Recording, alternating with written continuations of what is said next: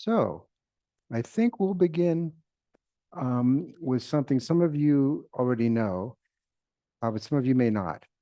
And that's the 9 breaths. Sometimes this is called, these are purifying breaths. Other times they're called like a balancing, clarity balancing breaths. I know them as simply the 9 breaths. And this can be a good exercise to do before sitting. Also a good exercise to do when you're anxious or you can't sleep, or whenever you need something kind of quick to calm the system down and kind of get it settled. So the way this works, a little different for men and women. For man, begin with the right arm. So usually hands are kind of on the knees or somewhere, something like that. And inhale coming up, inhaling all the way up, the right hand, and then closing the right nostril, exhaling through the left nostril. Women begin with the left arm, inhaling up, closing the left nostril, exhaling through the right. And so we'll do this 3 times on each side. 1, 2, 3, 4, 5, 6. 6 of the 9 breaths. And then hands more or less on the knees, inhaling from the diaphragm, filling the whole chest, opening the whole chest. Inhaling and then exhaling down.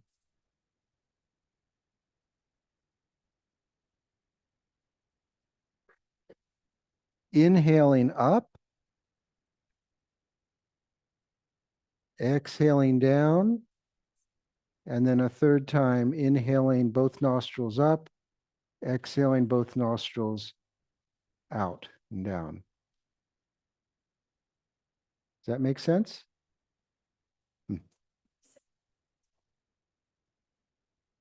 As the arm's going up, inhaling, arm going up, closing the respective nostril, exhaling, and then the arm comes down empty, just staying empty. And then the other side. Men begin with the right, women with the left. So we'll start that way.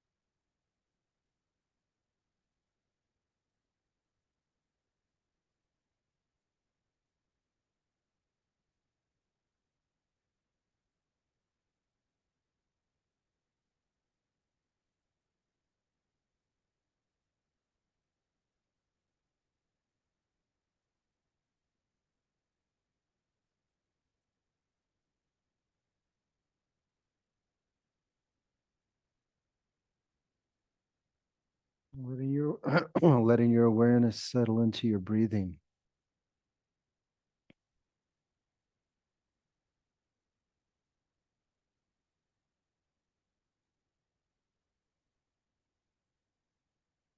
Feeling the sensations of the breath as you know how to do.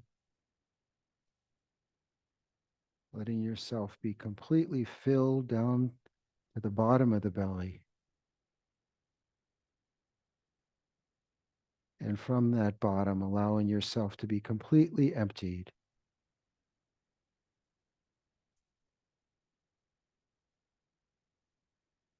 Breathing deeply and fully.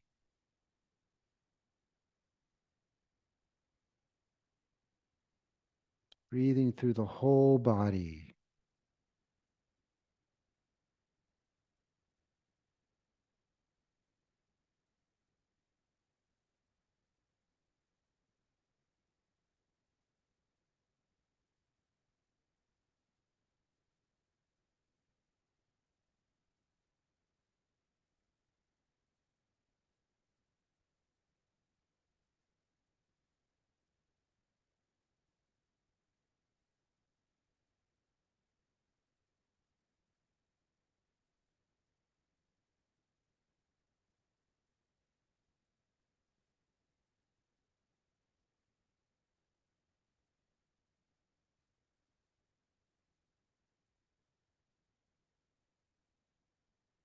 Totally synchronizing your awareness with this rhythm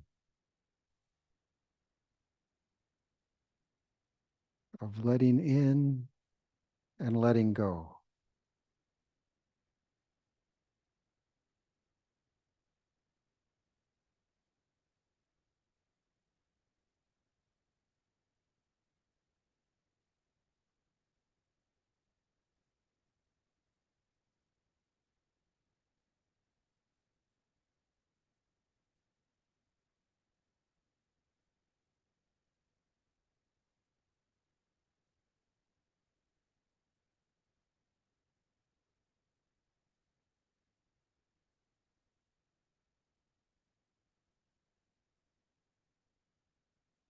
And in the spirit of our topic tonight, breathing in to whatever is unsettled,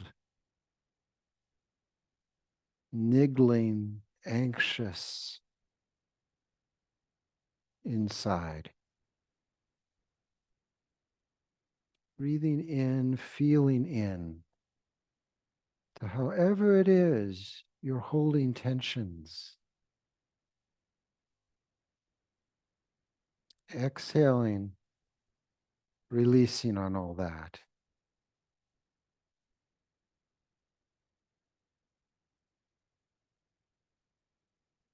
Inhaling, tuning in. Exhaling, letting go.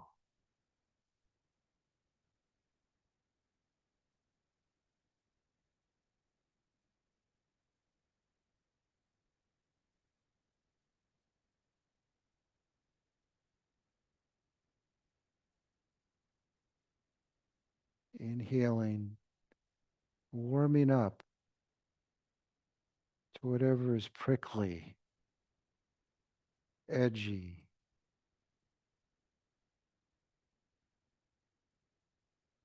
Letting go, releasing.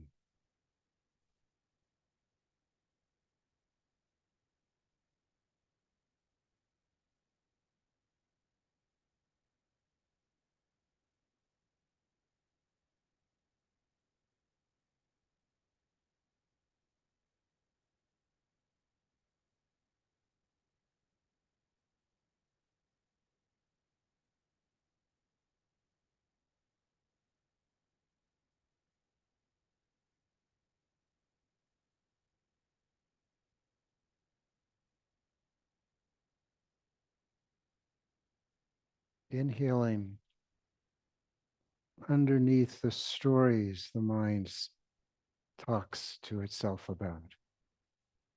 Inhaling into the felt sense of how you're holding whatever you're holding, whatever is unsettled today. letting your feelings wrap around it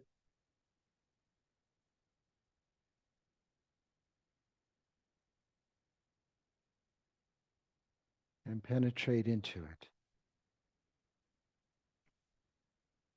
Letting your awareness seep in to your emotional body, your energy body.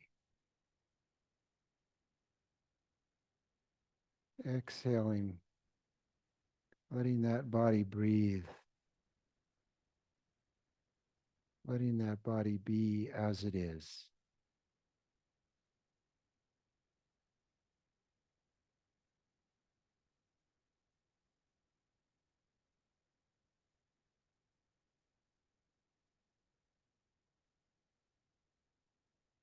Inhaling without blocking anything from your awareness.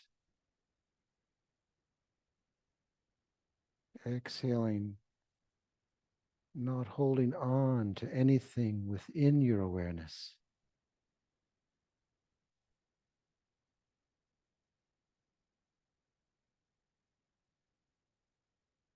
Tuning in, letting things be as they are.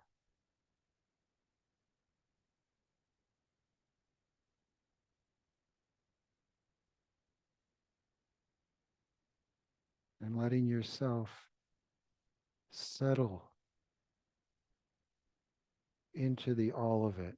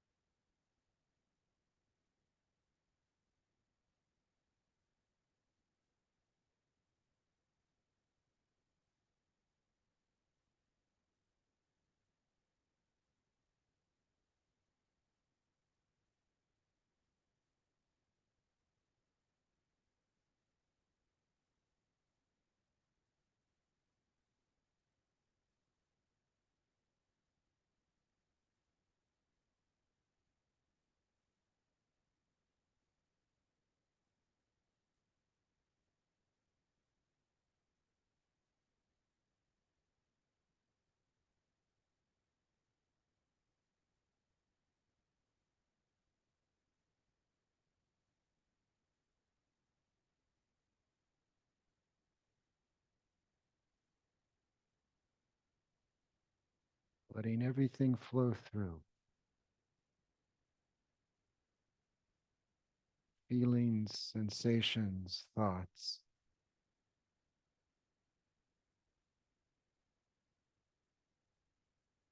Without following any of it.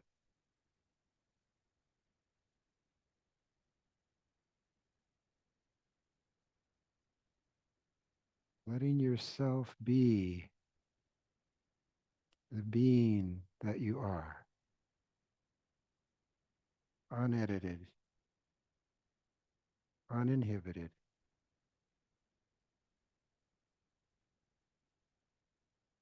Non-grasping.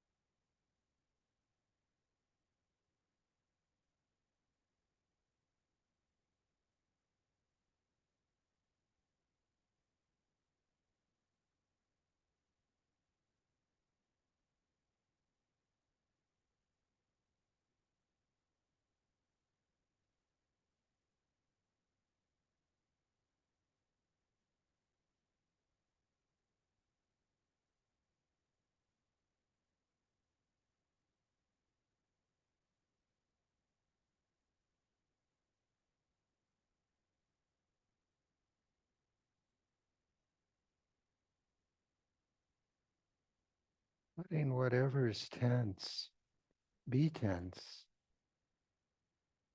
Letting whatever's loose be loose.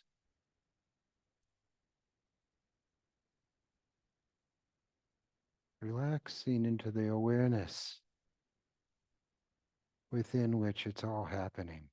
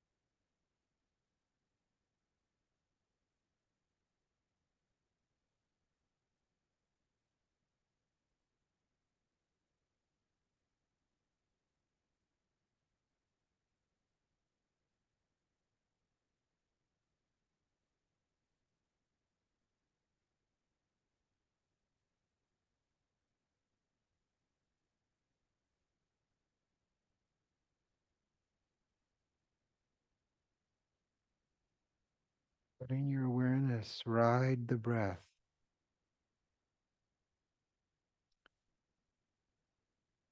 without distraction,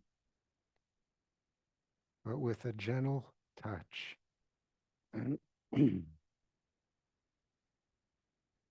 Touch and go.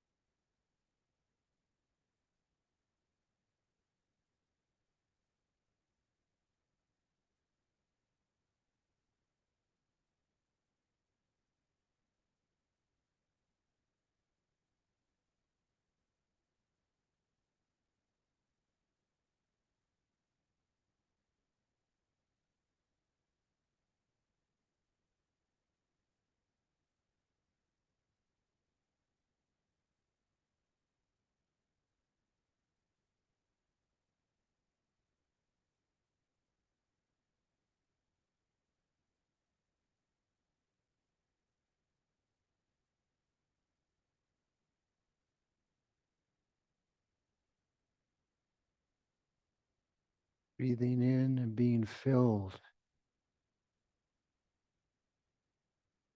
feeling the fullness of your heart, the vitality of your body, the clear knowing quality of the mind.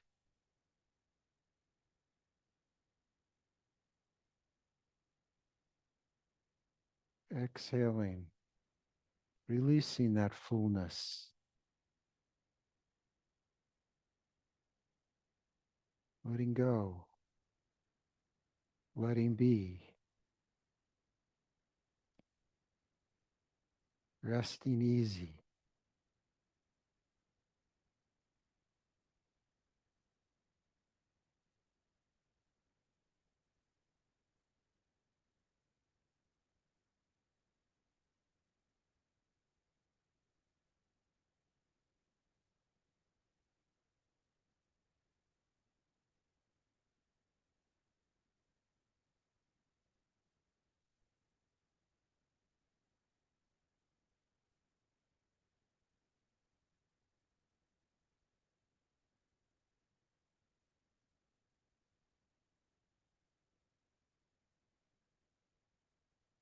Now, emphasize a bit more the exhale.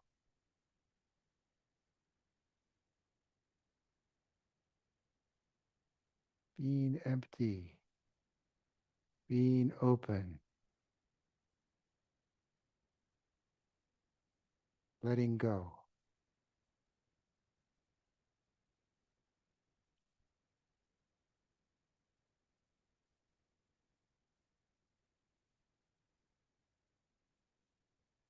Exhaling into spacious awareness.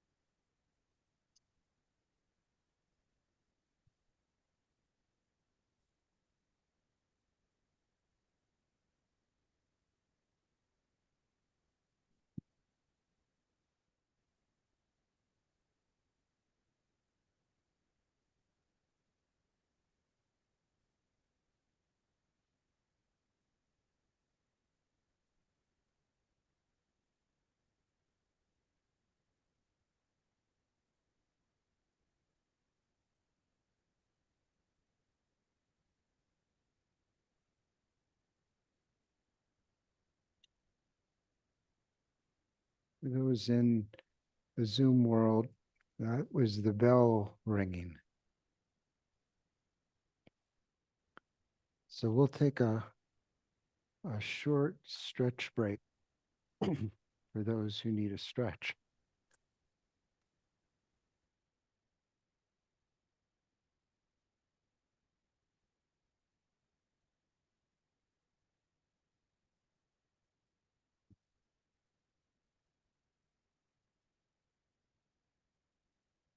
Okay.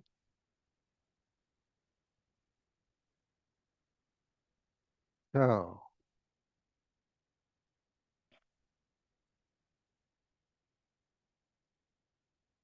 the Buddha observed these famous divine messengers of sickness, old age, and death, which inspired him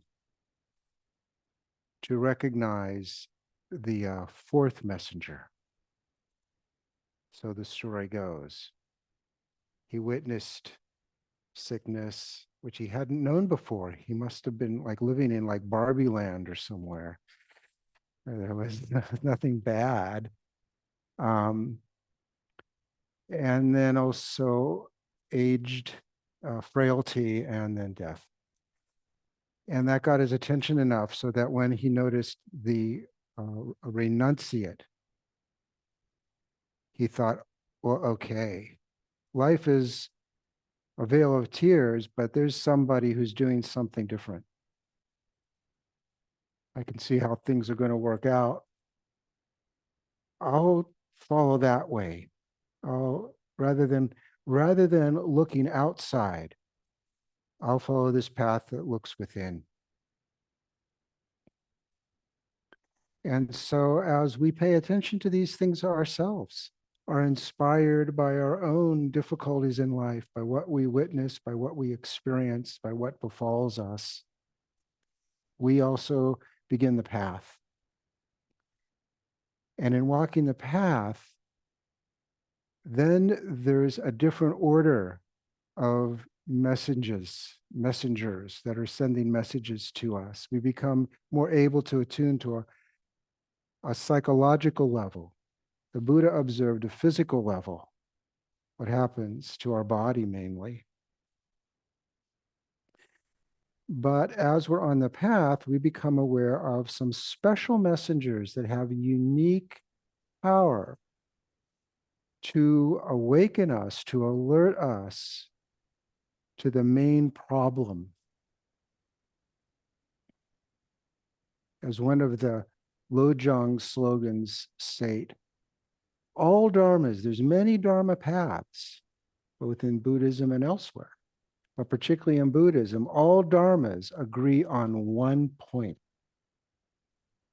And usually that one point gets translated as ego is the problem. But we need to unpack that and understand that what's meant by ego is our getting caught up in defensiveness, self-defensiveness,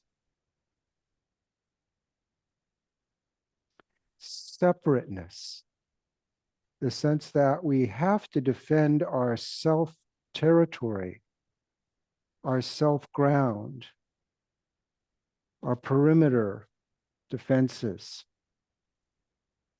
because it's a fearsome world out there.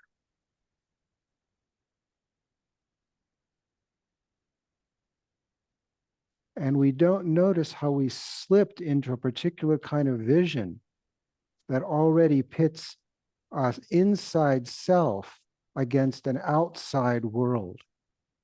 We've fallen into dualistic vision, subject-object split. And so, for our entire lives, niggling at us, sometimes just itchy, other times with claws and fangs. This weird sense that something's off, something's wrong with me. I'm feeling incomplete. I need something more. And we spend our lives trying to get something more, striving, grasping, or trying to get rid of things that aren't pleasant. These famous poisons, attachment and aversion, or indifference, not paying attention to anything that doesn't immediately concern us. Lost in the objects of our awareness, in our projects. Caught in like an endless loop, a repetition, a compulsion repetition, which is the true meaning of samsara, going around in circles, being dominated by our whatever, wanting, greed, hatred, confusion. Because we're trying to make things better.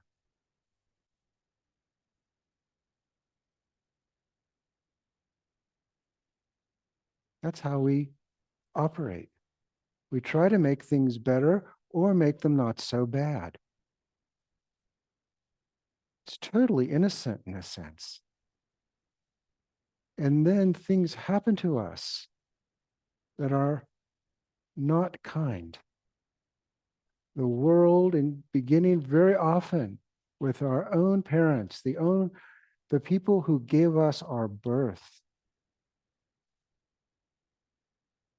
are so often just confused and aggressive, withholding, whatever it is.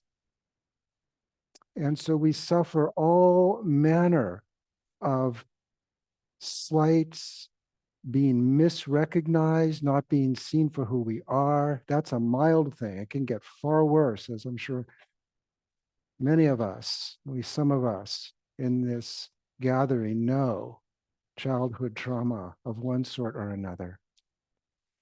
There's the ordinary trauma that just will happen anyway. This is impermanence, gives us what we don't want. And then there's extraordinary trauma. And so in order to keep it together, we do our best to keep it together, to cope,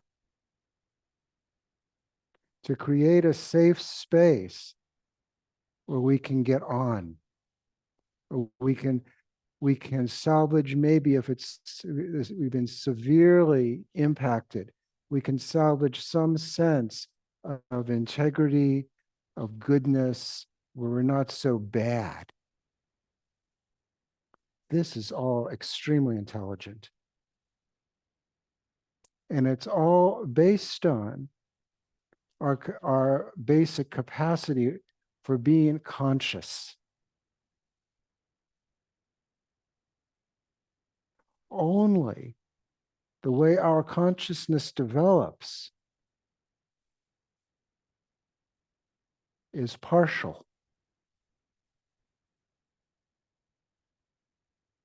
It happens totally spontaneously and innocently.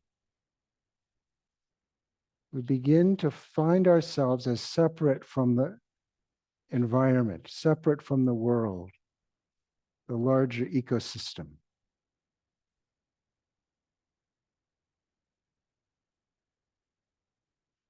And so there are these extra special divine messengers that come to remind us of what we've lost track of the wholeness that we've left behind, of the sanity we were born with.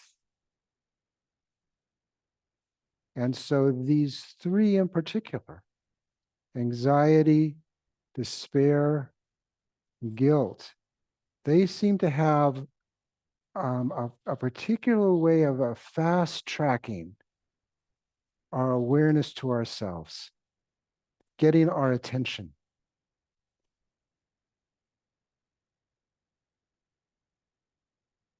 And if we know how to listen to the messages, for instance, that anxiety gives us, if we know how to listen, then we can follow what it is we're missing. Anxiety's that thing where we don't know what's bothering us.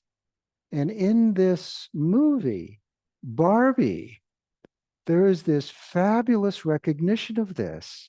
If you've seen this movie, and I'll just sketch this if you haven't, at some point there's a place called Barbie Land where the Barbies are, Everything's lovely. Every day is a perfect day.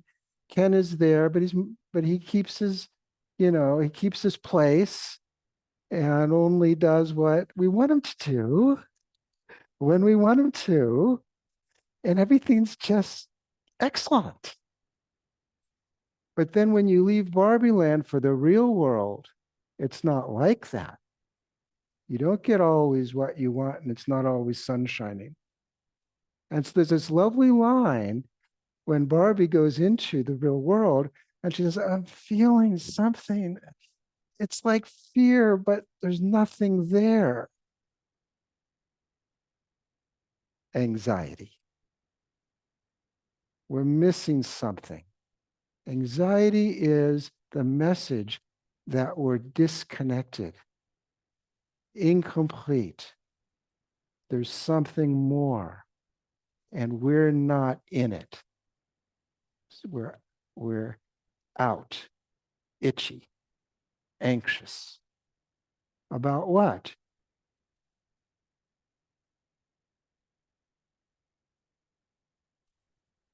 It's impossible. How do you say the all, the whole, the one? Inconceivable. So, because anxiety as such is so difficult to tolerate, we begin to objectivize it at a very young age. It's a monster in the closet. Now I'm afraid.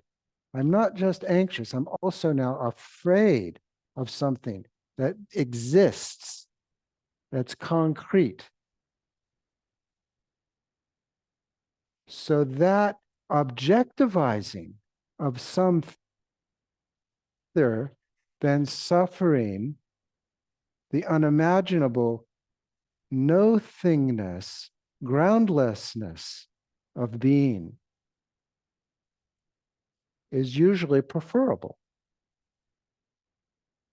And so this pure existential anxiety that, right, we're disconnected, we're out of touch, we're in a separate vision, we're not with it, the whole. We feel ourselves as apart from rather than a part of. Anxiety is one of those things that brings that to our attention. And if we know how to accept it, listen, take the pain, breathe in the anxiety without holding on to anything, there's a way that we are opened by it.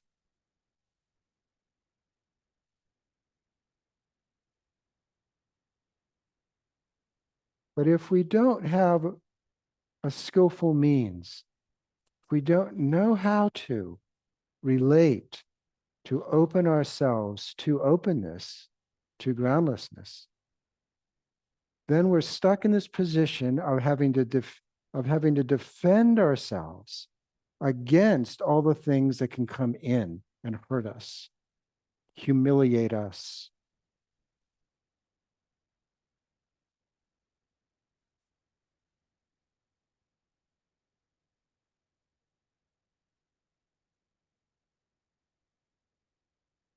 So the way is some form of de-objectivizing by, I guess you could say, subjectivizing, taking in, feeling in, tuning in to the out of syncness, befriending that. Not to get anywhere new and improved, but to be able to tolerate the immensity of being, to be able to bear the otherwise unbearable openness lightness, darkness of being. That's the path. But if we don't recognize that, then we're stuck in a pretty nasty feedback loop where we wind up talking to ourselves about what's going on rather than tuning in to what's going on. So this is the thing about meditation, why it can be so difficult, just basic meditation. Because then we're up against the fact that we're just so busy talking to ourselves and how painful that is. That's why we don't meditate often, because we feel it then. We're not talking at or about, we're tuning into and noticing how we're so busy getting out of ourselves and how dissatisfying that is. Dukkha. So these three marks of existence that are so important in the Dharma. Suffering. We understand that pretty easily. That's pretty quick. Then impermanence. Well, that's a little harder. It's a little harder to wrap our mind around. Really, I'm not going to get to keep what I like. I'm not going to keep my life or my loved ones. To really bite down on that radish, a little bit difficult, a little bit more difficult. Taking it to heart. Nothing is worth holding on to. There's no point. That's tougher. But it's that third one, no self, which is the trickiest of all. And we usually talk about him kind of in that order, because that's how the Buddha talked about him, because that's how we can kind of build first suffering, then impermanence, and then, okay, this, all dharmas agree on this one point. What point is that? The thing we're trying to protect all the time, narrating, giving a story to, building up. More difficult. So we present it that way, but the way it actually unfolds is reverse. The first thing that happens is we lose ourself. Ourself in the big sense of being a part of the mystery. And so in trying to get a handle on the mystery, we narrate it, and which we're doing, and we sit down to meditate, and we realize that's what we're doing. 24/7, we're narrating, talking to ourselves, one thing or another. It can be so difficult, can it, just to get the mind to quiet down, because it's just so compulsive. So anxiety cuts right through to this groundless point. Groundless, open, as empty. But empty, I'm less happy with, because it doesn't, the way it gets talked about, that word empty, doesn't include the fullness of being in its totality.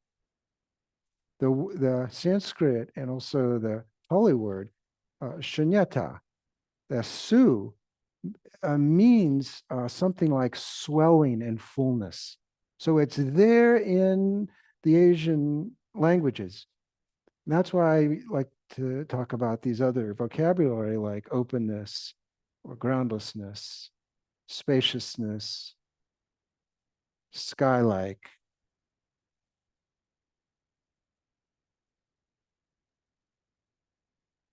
And so when we tune into anxiety, We don't know where we are anymore if we tune in closely. So that's why this particular messenger, I think, deserves kind of special status of all the various kinds of mind states we can have.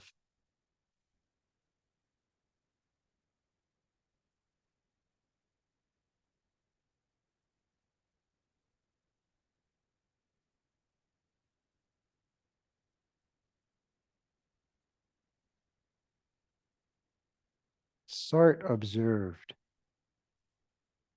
anxiety is the dizziness of freedom, which I feel like just ka-chink.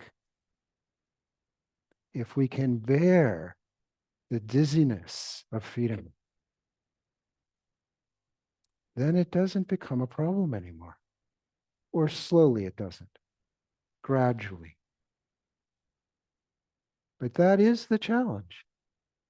To be true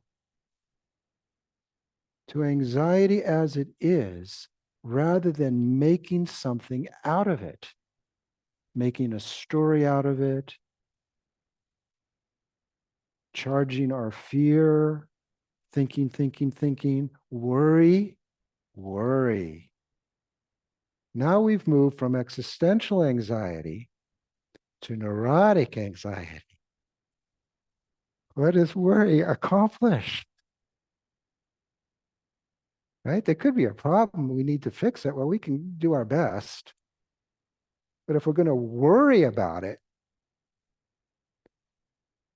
we're just making ourselves crazy.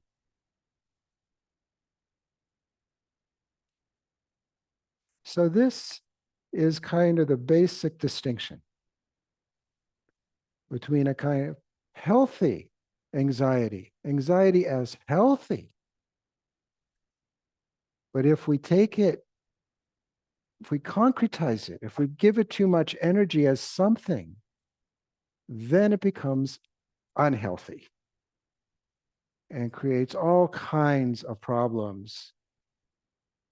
Chewing fingernails, insomnia, my God, all sorts of addictions, things we have to be doing. I don't have to go into them all.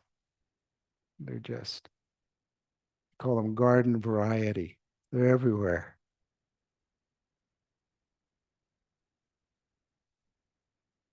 So I think that's the point. Of all of these divine messengers, these on the psychological level, they are like windows into our, we could say, if we wanted to use this language, it's not a Buddhist language, but windows of our soul. As Leonard Cohen put it, these are the cracks that let the light come in. The cracks in our ego shell, where everything's, we try to keep it together. And I don't have to tell you how futile that is and how the mind just keeps 24/7 trying to keeping it together. So anxiety is a way of cutting through that if we know how to attune. So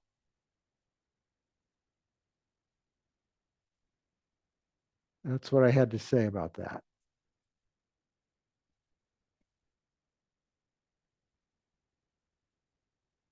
So let's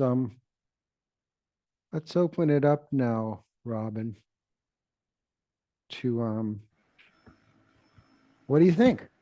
All right. So we already have a hand up here in the Zoom. They Where'd you guys go? Did you take your hand down?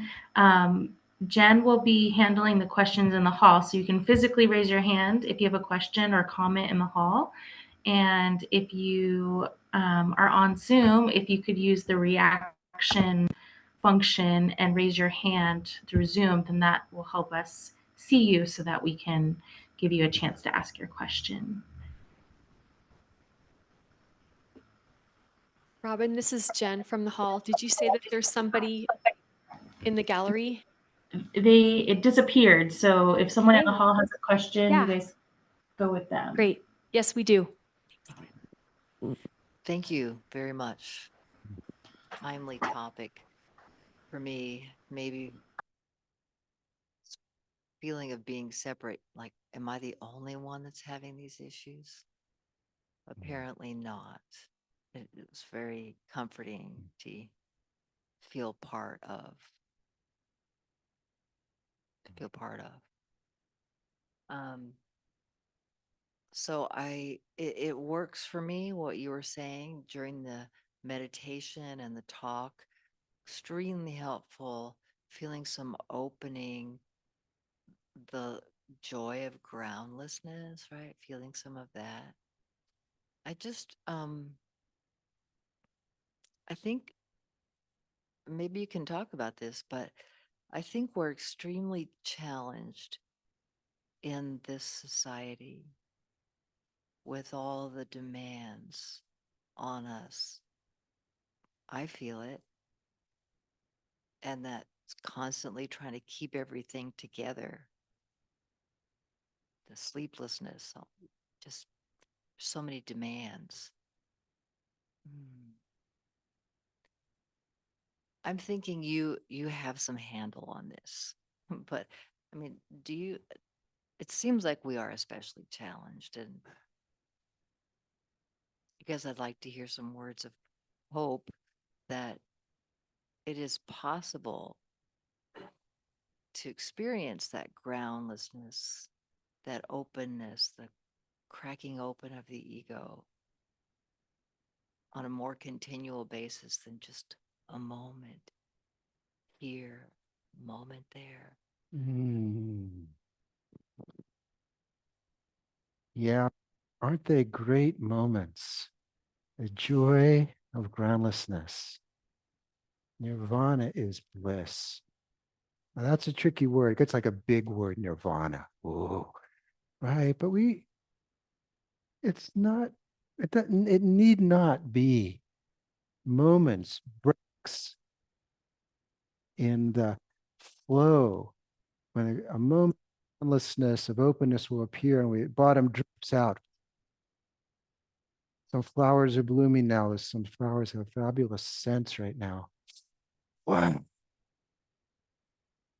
Bang, just a moment, doesn't last long. So in general, there's two paths. There's the usual one, gradual. Well, where we spend most of our time, and we'll work with circumstances as they arise. And we work through things as we are able. Meaning we relax our defense strategies, our self-defense programs, and risk being more vulnerable here and there and again, gradually. The other path is non-gradual. And that's where one of these brief moments of joy, just spaciousness,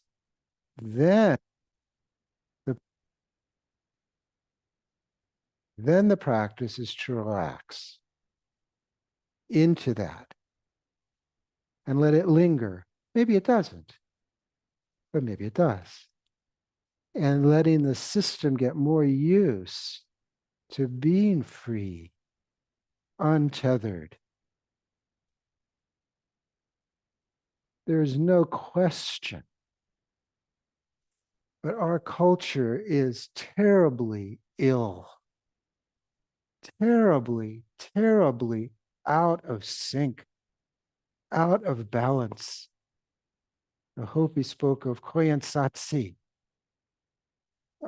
This, and they didn't even live in this. They came with that idea of a world out of balance way before we live in this increasingly disconnected, cyber, we're in virtual reality more and more.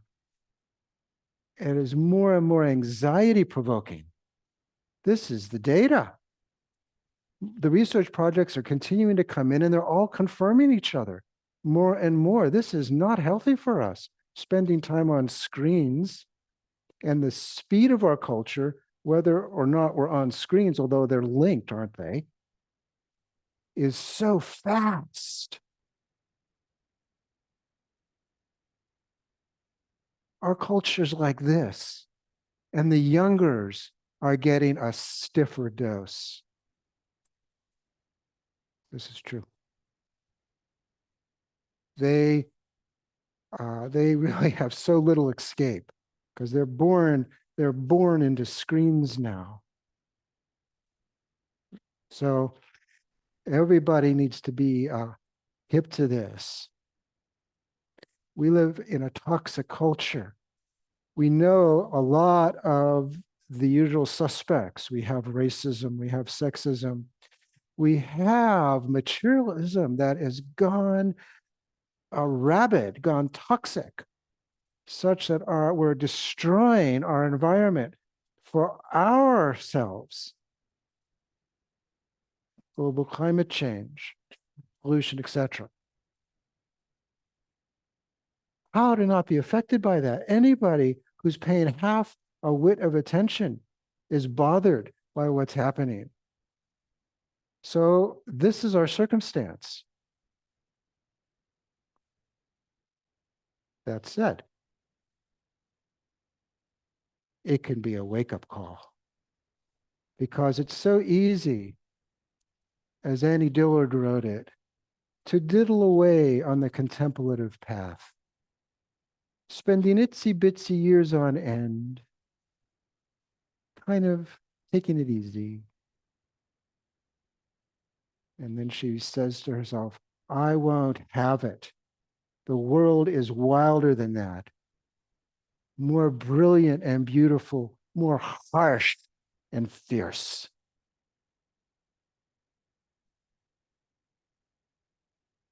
Go into the fire. We don't have to go far. In ancient places, India and Tibet, you wanted to do balls out practice, really make some progress, you went to the graveyards where there are, the corpses and the ghosts and the goblins. If you've ever been to some, I've been to a couple of these graveyards and they're still, even now, they're pretty scary. We don't need to do that though. All we need to do is pay attention to the world we're in. It's a world that's lying to us. It seems soft with all kinds of convenience. We have indoor plumbing. There's a good thing. Softens the edges, but once we realize that's just the veneer of things that are way more aggressive going on, harsh. We can use this late stage capitalism as a divine messenger to what am I doing with my life? So let me focus on the one thing that I can take with me when I leave. Everything else will be left behind anyway. To open up, to reconnect. And so things like anxiety and despair,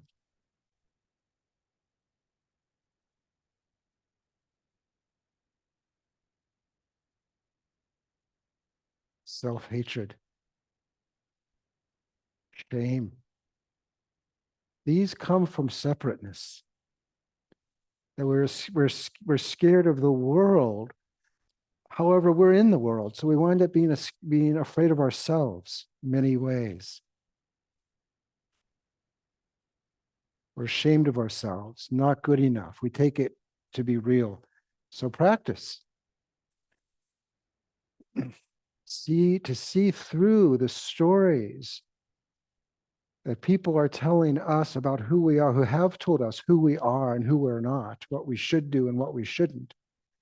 But more to the point, how we bought into those and we keep those stories going back of beyond.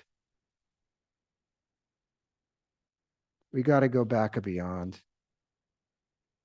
Got to go to the roots.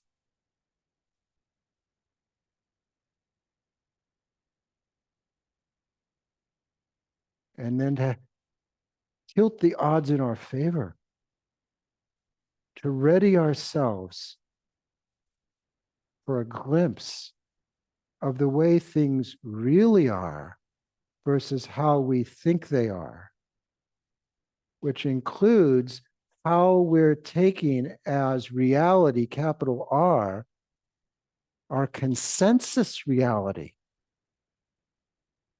as if that were solid and not a collective construction that we're creating together. The bottom is our shared dualistic vision, our human vision. On top of that is our 21st century vision, informed by Judeo-Christianity, informed by capitalism, informed by science, which only strengthens the divide between object and subject, privileging objective knowledge. That's part of what makes for the big breakthrough of natural science. But boy, does it have a shadow side. This division between the observer and the observed. You have to split those things to do science. You have to. It can't be just a person's opinion, subjective opinion. It must be objective fact. So all these, this is a trifecta that's forming our world, but it's formed, it's in time. Awareness, to have a glimpse of awareness that is not in time, a concept that's in time, but the awareness which allows for a concept to be formed, to persist, and to dissolve. Now we're talking about the nature of our mind rather than what happens to be in it at any given moment.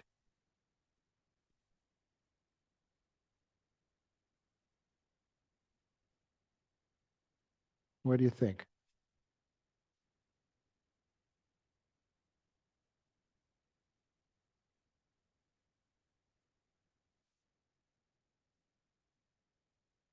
This is Jen. We have another comment or question from the hall. Does that work, Robin? Does anyone have a question on Zoom? You can raise your reaction hand, or if your video is on, you can wave your hand and it can call on you.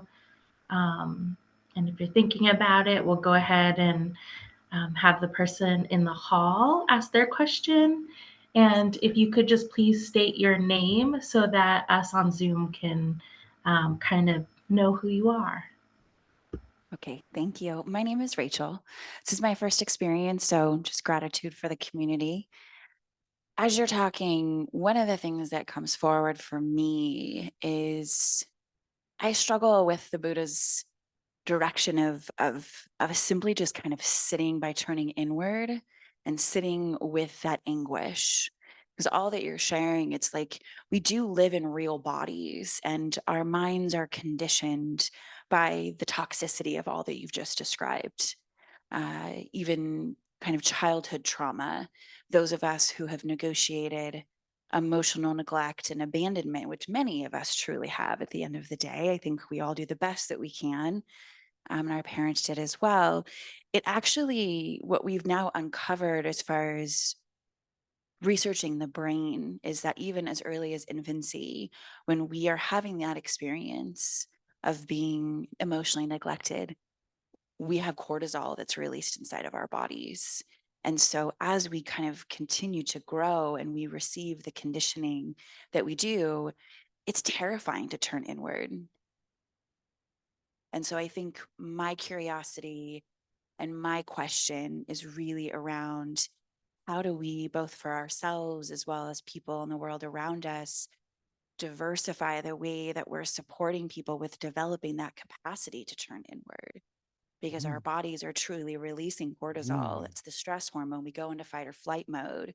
We learned that it wasn't safe for us to actually turn inward. Does that make sense? Oh, yeah, yeah. No, that's that's really important. In fact, we're encouraged to turn outward and stop crying or stop this or do that.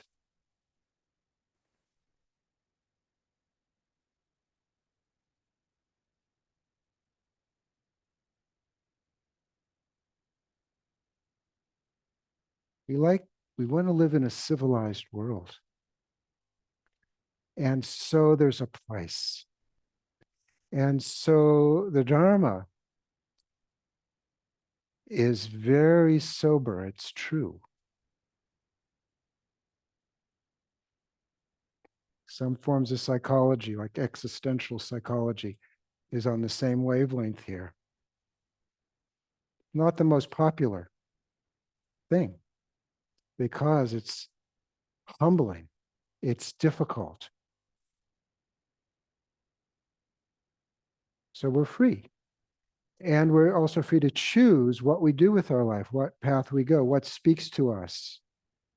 If we can bear honesty, the Dharma is really good. And to have something that's stripped down, doesn't have a lot of fluff, a lot of conceptual overlay. Now, Buddhism, depending on what kind it is, it can have a lot of overlay, or it can be kind of stripped down. And that seems to be the more popular kind, more resonant with our world. And so then this language of psychology that you're sharing, trauma, we know about working, playing the edge and working with that, titrating the trauma, working with that. The same thing is true in meditation.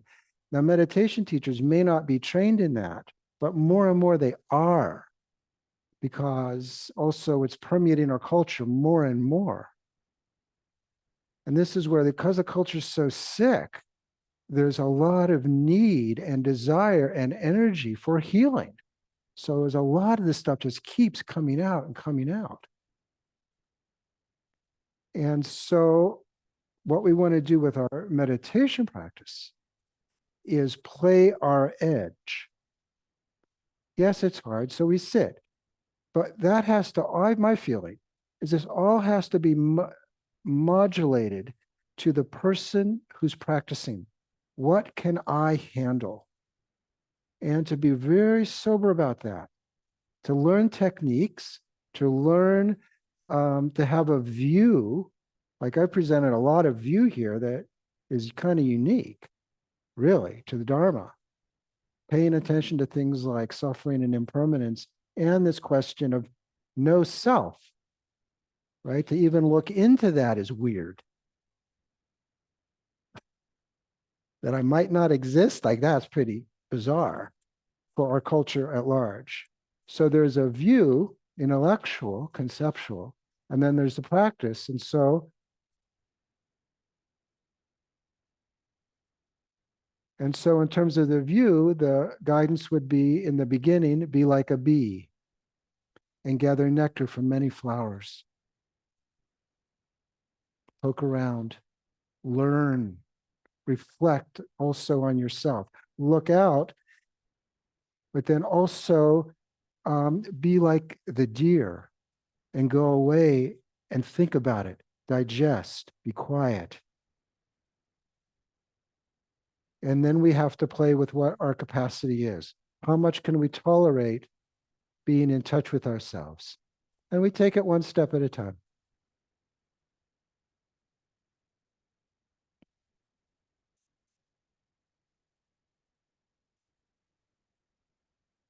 Don't push, but also don't don't pull back. Don't sell yourself short. Don't give up on yourself. Step up. And then find your place of balance and then work that edge. Lean a little and lean back. And then see, breathe a little deeper next time. Okay, how did that work? That sense of play. We talk usually about working on ourselves. Fair enough. But with a sense of play, like a hinge has play.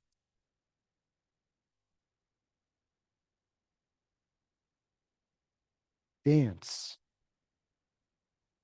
Tune in, out.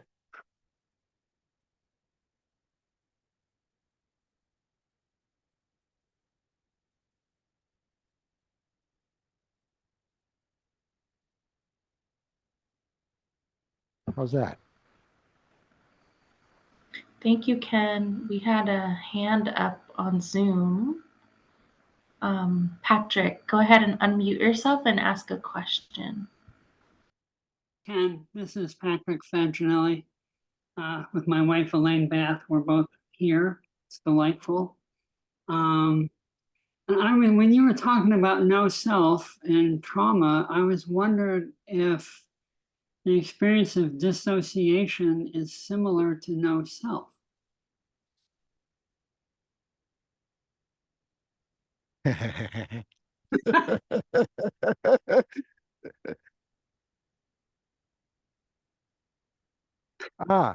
Yeah, so Patrick, Yes. for Patrick from Davis. You still in Davis? We've Yeah. moved to Rockland. We're Rockland now. Okay. He was saying that, speaking of no self, that sounds like it could be like dissociation.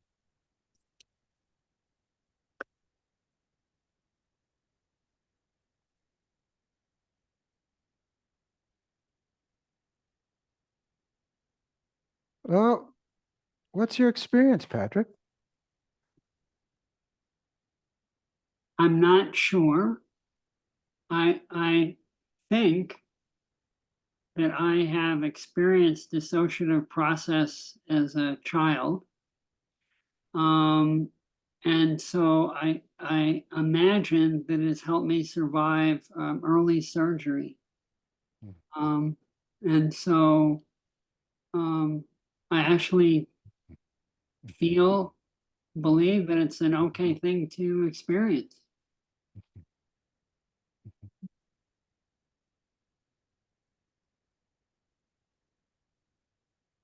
You know, all of this gets informed by psychiatry and psychology. Mm. And psychiatry is very negative, all talking about disorders. Mhm. But what you're pointing out, and what you and I think we've talked about before in various places, is that these so-called pathologies, like dissociation or repression, or sublimation, or maybe even kinds of psychosis, are coping strategies. And psychiatry can say, oh, they're a disorder. They can be life-saving. Mhm. I have heard so many stories, like to give a graphic example, I've heard many stories like this. As I was being raped by my father, Mhm. brother, I just went up to the ceiling Mhm. and I was able to get by. So we know this about something even as severe as dissociation. It's a way of splitting so that the contaminated part doesn't contaminate the whole. A little part is held back, and that's okay and safe. That's incredibly intelligent, if you ask me. I don't call that a disorder. I call that a creative coping style. The problem with all these coping styles, though, even regular repression, putting things away, ignoring them, ignorance. It's really bad ignorance.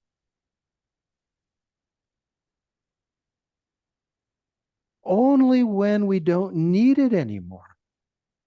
This is the problem with us. We'll get a defense system going, a coping strategy going, and it works. And so then we identify with it. Rather than using it, we become it. It winds up being how we are in the world. This human, all too human, is the kicker. So then when we don't need it anymore, we've grown up, we're not in that family anymore. That coping strategy keeps going because it's our ground, it's our self-ground. It's made us, it worked. But now it becomes claustrophobic. So we want to loosen that. And in the loosening of it, that thing which dissociation, where you kind of split, where you kind of allow for air, you're not all together in a solid ego, the ego kind of shatters. That winds up being healing, to let that strong, whatever we've identified with, to allow that to kind of shatter a bit, to crack. So I'm not sure dissociation is the right word, but I think it's in the same general neighborhood, that we let ourselves be not one thing. Right.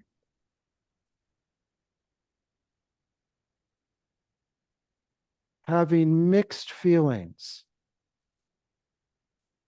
having an implicit complexity, being of two minds, of three minds, and allowing for that inner diversity without fixating on one.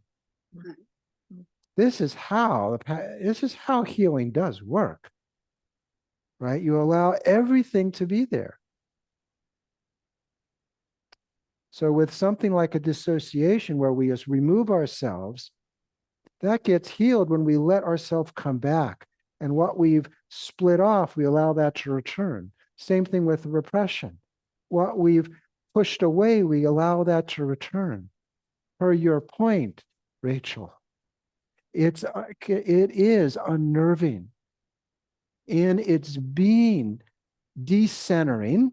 It is decentering, de-egoizing, disconcerting. That means our practice is working. If we're on edge, we're opening up, and we're playing an edge of discomfort about whatever that feels like. The challenge is to play that edge, work it, embrace it. Yeah. So in sand play, and I'm a sand play therapist, my teacher was informed by Buddhism, Tibetan Buddhism. She talks about Layla. She talks about play, the universal play of life. And so she talks about how when we do sand play, it's not a protected space. It's a sheltered space. It's a safe but sheltered space. So like holding the mother concept, holding that element, then melatonin, to speak about what happens to change the action and the thought, that you hold that place in a dissociative state so that you're able to drop back into a reparative function. You're able to heal yourself. Find that healer within. Can you speak to that? I do sand play. I know some about processes in terms of Buddhist sitting and processes. is there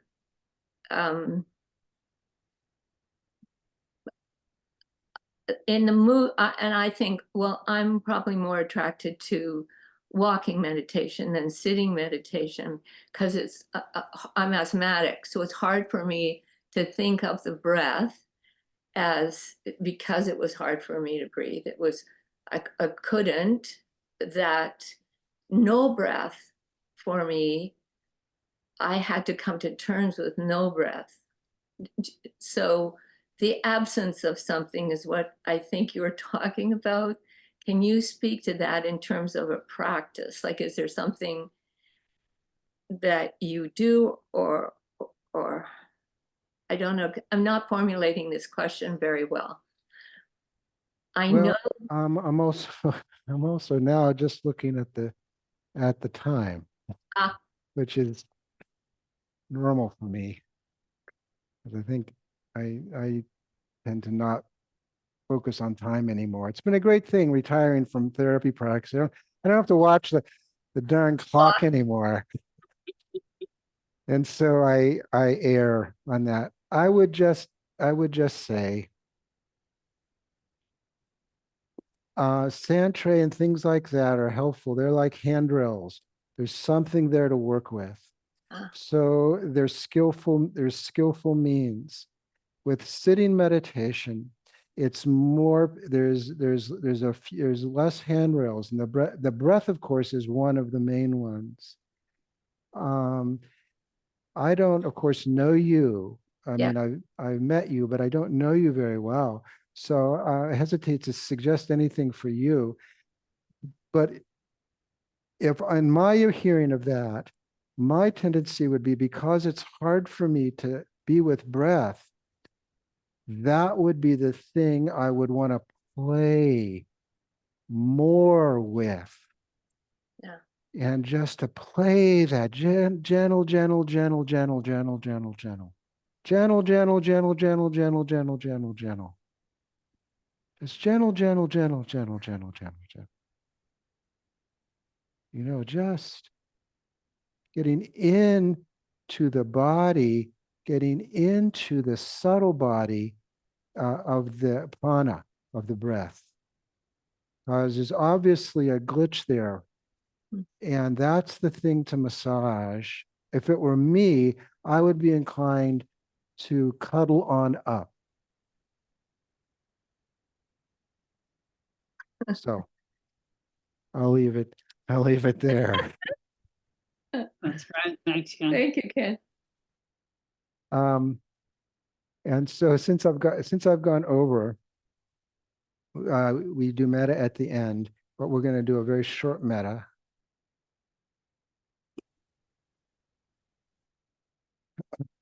And so breathe in, feel in to your heart. Exhale from your heart.